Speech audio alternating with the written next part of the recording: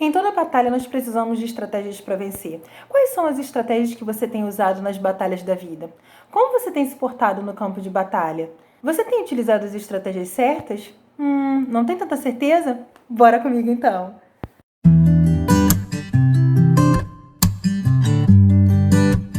Olá! Para quem não me conhece, meu nome é Milane Silvano, seja bem-vindo ao nosso canal. O tema da nossa reflexão bíblica de hoje é Seja estrategista. E o nosso texto bíblico base está lá em Josué, capítulo 8, do verso 1 até o verso 8. Mas espera um pouco, que tal antes de ver o texto bíblico, entender um pouquinho sobre o cenário histórico em que esse texto bíblico se encontra? Bom, Moisés havia morrido e Deus tinha instituído um novo líder para o povo de Israel, para comandar o povo durante as batalhas na conquista da terra prometida. Esse novo líder se chamava Josué. Josué já havia liderado o povo na batalha contra o reino de Jericó, aquele famoso texto em que as muralhas de Jericó vieram ao chão ao som das trombetas. Pois é, agora era a vez da vitória contra o reino de Ai. Talvez você me diga, Milane, bobagem, ganharam em Jericó, vão vencer de novo, Deus estava do lado deles mesmo. Pois é, a lógica era essa, né?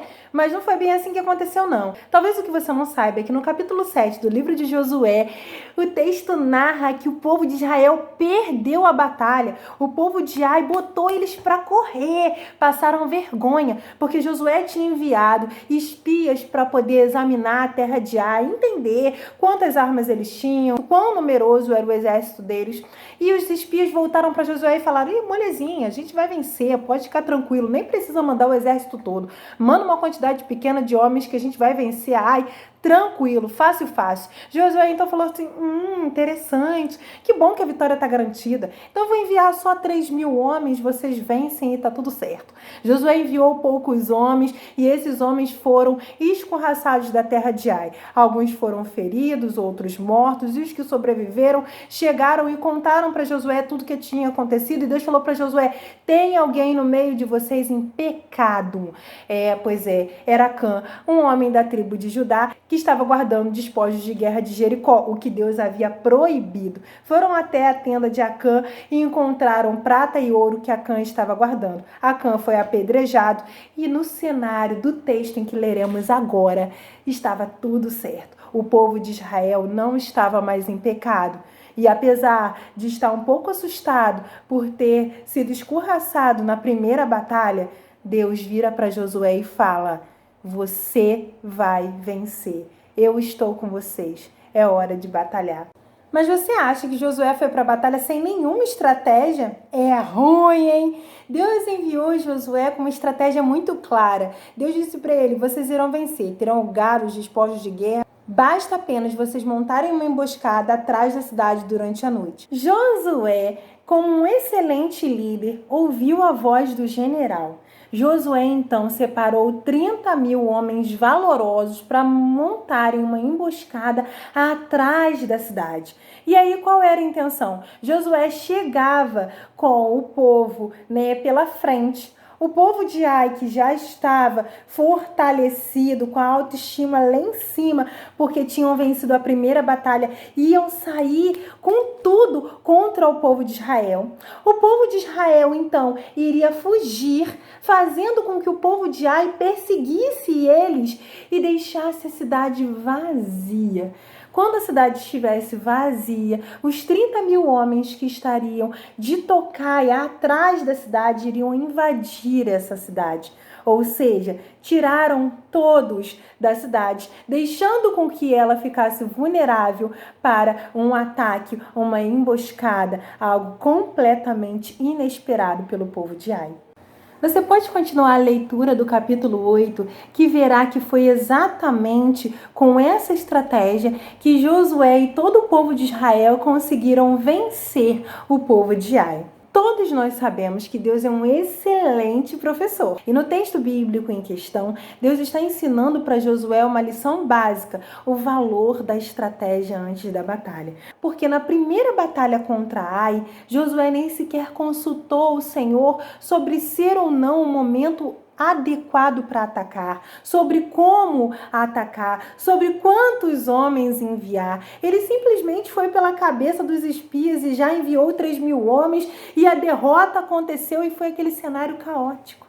Muitas vezes, antes das batalhas, nós confiamos nos nossos próprios instintos, nos nossos próprios impulsos ou até mesmo nas nossas habilidades para lidar com a situação. Não consultamos ao Senhor e por isso perdemos vergonhosamente batalhas que seriam simples de serem vencidas se antes tivéssemos consultado ao Senhor e utilizado das estratégias que Ele tem para cada um de nós. E você, tem vencido suas batalhas? Tem perguntado ao Senhor sobre as estratégias que você pode utilizar para poder vencer?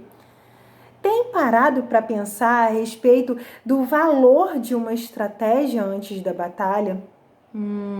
Não? Bom, se não, você precisa mudar isso, né? Hoje nós iremos falar sobre algumas estratégias que Deus nos ensina e que muitas vezes nós não paramos para absorver e colocar em prática. Mas antes de nós aprendermos sobre as estratégias, eu quero deixar claro para você que seu único inimigo é Satanás.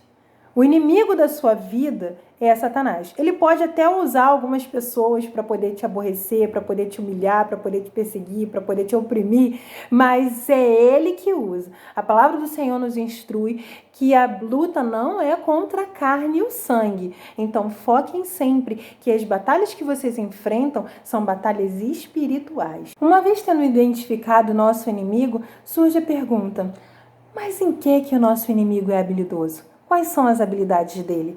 Eu não vou ficar aqui falando bem de Satanás, não. Se você está pensando isso, você está muito enganado, tá? Mas eu preciso te dizer que você precisa ter cuidado, porque ele tem sim algumas habilidades. Ele é habilidoso, por exemplo, na arte de observação. A palavra de Deus nos diz que Satanás está ao nosso derredor. E ele não está ao nosso derredor, bramando como um leão, de olhos fechados, não. Ele está ao nosso derredor, observando nossos passos, observando nossas atitudes e nos conhecendo, aprendendo, captando cada sinal, cada brecha, observando cada coisa que nós fazemos. Então, precisamos ter cuidado. E nós também precisamos ser observadores. Entenda que Josué não enviou espias até a terra de Ai à toa. Ele enviou espias para que eles observassem o território inimigo, para que eles entendessem como Ai se portava, quantas pessoas haviam, né? E muitas vezes nós nos esquecemos de observar.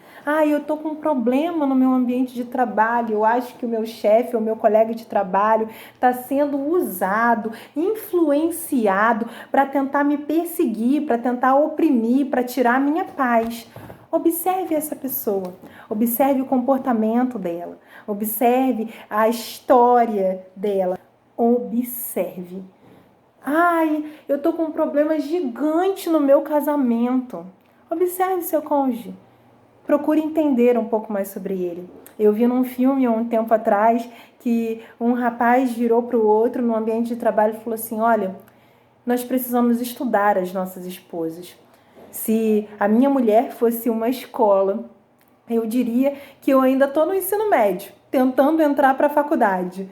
Mas eu entendi que eu não posso nunca deixar de estudá-la. Depois que eu fizer a minha faculdade, farei o meu mestrado, meu doutorado, meu pós-doc e por aí vai, porque eu nunca posso deixar de estudar a minha esposa. Achei aquela cena interessante e acho que vale para todos nós. Nós precisamos observar as pessoas que estão ao nosso lado para entender como podemos nos portar melhor durante as batalhas da vida. Nossa, Milane, mas você está dizendo que eu vou viver uma batalha no meu casamento? Sim, você vai passar por batalha na tua casa, você vai passar por batalha no seu ambiente de trabalho. Batalhas existirão, porque o inimigo está como um leão. Ele não vai te deixar em paz. Se ele te deixar em paz, há algo errado com você. Quando eu era mais nova, eu liderava os jovens da minha igreja. Eu precisava envolvê-los em diversas atividades, mas isso era um grande desafio. Era uma batalha, basicamente. E eu precisava observar as características de cada um deles. Eu sabia exatamente qual era o casal em que o rapaz tinha muita dificuldade de se envolver com as coisas e sempre me dizia não. Por isso eu ia logo na namorada, aquela que tinha o poder de persuasão. Eu conversava com ela e quando eu chegava para ele eu já tinha um sim de confirmação maravilhoso e cheio de empolgação. Quando eu ia, muitas vezes, falar com alguém que eu já sabia que tinha a autoestima muito baixa, eu trazia um conteúdo motivacional, tentava mostrar para as pessoas como elas poderiam se envolver e fazer aquilo melhor do que ninguém. Sabia ainda quem eram os rapazes que tinham muita dificuldade de se envolver com qualquer coisa que não tivesse a ver com futebol. Por isso eu estava sempre tentando trazer dinâmicas relacionadas ao futebol, tentando trazer analogias com o futebol, tentando colocar temas relacionados ao futebol em peças, em esquetes, e isso trazia a eles um interesse maior. Líder, você precisa conhecer seus liderados, porque isso vai te dar vantagens durante as batalhas. Porque é claro que se trata de uma batalha. Fazer com que liderados interajam, se envolvam gostando, sem ser por obrigação, é um desafio. Você precisa buscar ao Senhor e conhecer seus liderados, conhecer a família deles, conhecer a personalidade, conhecer os gostos e principalmente conhecer as estratégias que o Senhor está estabelecendo para você para lidar com eles, porque as estratégias virão do Senhor para a sua vida. E se você segui-las, você certamente terá sucesso. Uma outra estratégia de guerra em que Satanás é habilidoso é na arte do ataque. Ele sabe o momento de atacar. Geralmente ele escolhe aqueles momentos, aqueles dias em que você está mais vulnerável, em que você já está cabisbaixo, em que precisa apenas de uma fagulha para você explodir. Ele vai escolher sempre o momento mais propenso para fazer com que você peque. Se Satanás é tão habilidoso na arte de atacar, nós também precisamos ser. O problema é que nós nos esquecemos de como precisa ser o nosso ataque.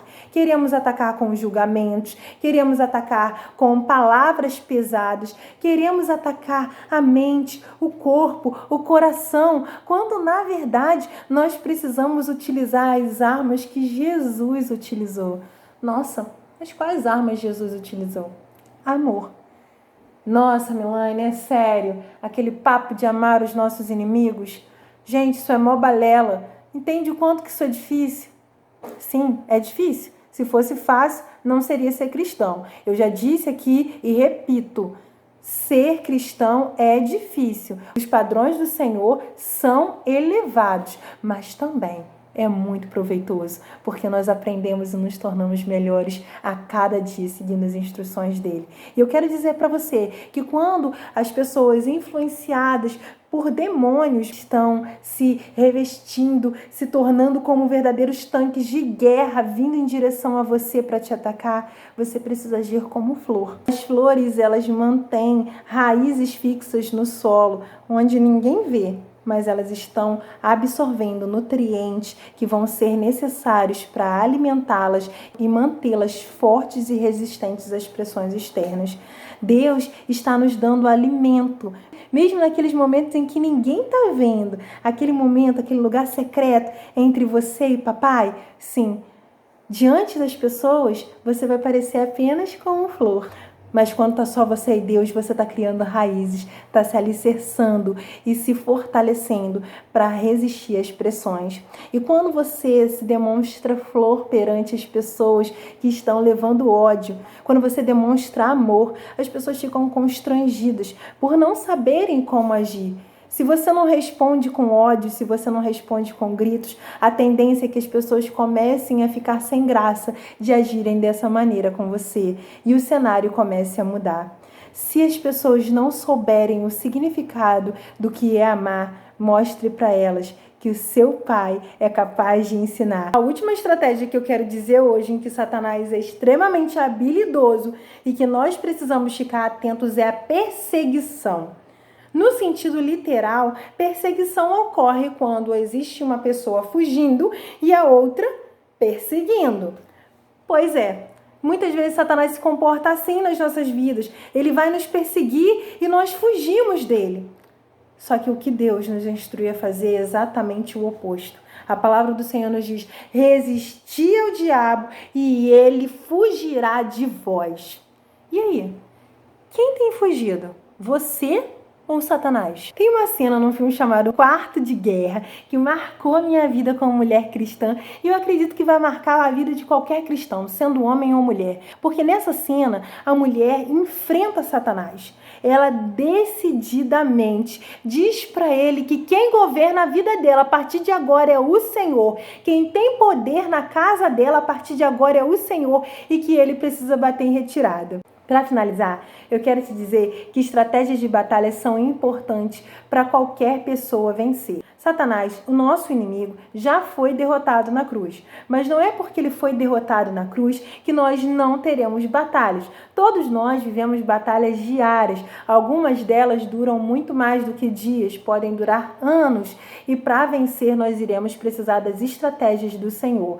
Lembre-se, o Senhor é o nosso general. E maior é o que está em você, maior é o que está em mim do que aquilo que está no mundo. Por isso, nós já vencemos o maligno.